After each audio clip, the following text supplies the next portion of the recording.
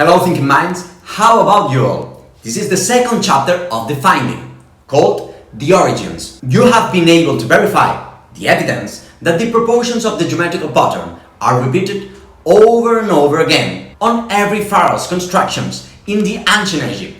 We find ourselves on the point to make clear the reason of this geometrical pattern, it is to say, why it was defined in such a way, and which was its meaning among the ancient Egyptians too. It's important you know the geometrical pattern was created at the same time that the first writing systems were shaped more than 5,000 years ago. You are going to find a lot of information, and as long as you wanted me to share some bibliography and webs, make it me know through your comments. I hope as always you really enjoy the video and it willingly arouses your senses to learn more and more. If it is so, subscribe yourselves on the channel in order to be able to continue this thrilling project, as without all of you, all this wouldn't be possible. I wait for you on the next chapter of the finding. Bearing in mind that all the pharaoh's architecture was designed from the geometrical pattern, it is necessary to understand what is the origin of this pattern, from what the ancient Egyptians got inspiration in order to create it, and which archaeological proofs show the geometrical pattern as a tool systematically applied on all the constructions carried out by the pharaoh to design their main proportions. We must remember that in the first part of the last chapter, we could see how the geometrical pattern is made up to the combination of 5 rectangles, the 1x2, 2x3, alpha rectangle, beta rectangle, and beta prime rectangle. The two first ones have proportions explained by themselves. It is to say, in the first case, the 1x2 rectangle has a length that is the double than its width. In the second case, the 2x3 rectangle, its length is the result of adding its width plus its own half. And what about the others? What do the last 3 rectangles mean?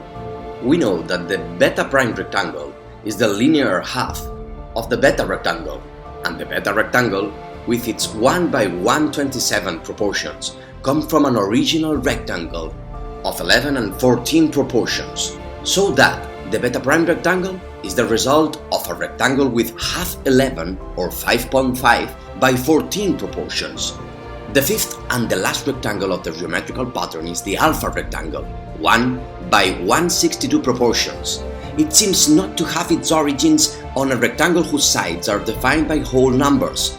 Even so, if we know that the beta prime rectangle is the linear half of the beta rectangle, the alpha rectangle does possibly have some geometrical relations with the beta rectangle. In order to find such relation, it will be necessary to study the geometry of beta rectangle.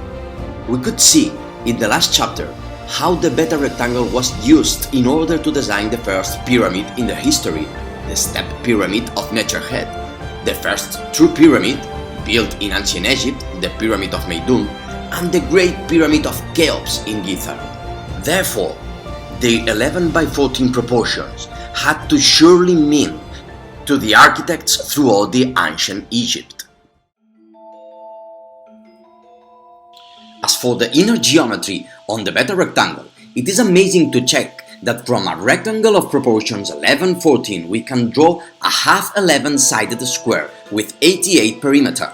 In the same way, having in account the value of pi 3, 14, 16, we can define a concentric circle whose radio is 14, diameter 28, and perimeter 87.964. This perimeter only differs from 0.036 perimeter of the square of 11 half side. Such are these perimeters that, studying the perimeter of the square to its unity, the circular perimeter would be 0.9996. It means that from the rectangle 11/14 we can define a square and a circle, the two of them concentric and with equal perimeter.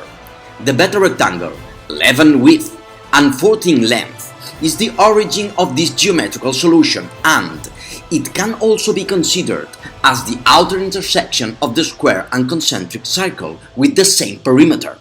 The inside intersection between the square and the circle, measuring identical perimeter, defines a rectangle of 1732 width and 28 length. These are precisely the proportions of alpha rectangle that, in fact, has the exact proportions of 1 by 1.6166, which we have rounded off 1 by 162. This is the geometrical relation between the alpha and beta rectangle. Let's see, everything shows us that about 5,000 years ago, the ancient Egyptians discovered a wonderful geometric coincidence, a 1114 rectangle capable to design a square and a circle, both of them concentric with the same perimeter, whose matching could be shown as alpha and beta rectangles. It is evident the way we have seen in the last chapter that the ancients used and applied it systematically on their architectural royal constructions for more than 3,000 years. The circle and the square, both of them coming from the geometry of 1114 rectangle, measured 88 for the ancient Egyptians.